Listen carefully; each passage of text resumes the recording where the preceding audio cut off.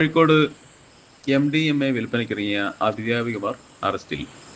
Perambra BRSCയിലെ special educator Koorachundu കാപ്പമുക്ക് സ്വദേശി കാവ്യയും താൽക്കാലിക കായിക അധ്യാപികയായ മരുതോങ്കര സ്വദേശി KC കീർത്തയുമാണ് വടകര പോലീസിന്റെ വലയിൽ കുരുങ്ങിയത്.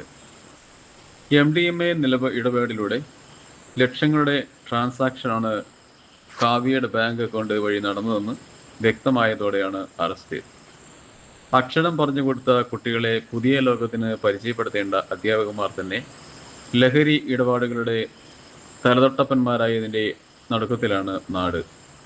പേരാമ്പ്ര BRCയിലെ താൽക്കാലിക കായിക അധ്യാപികയായ കീർത്തനയാണ് ആദ്യം പോലീസിന്റെ പിടിയിലായത്.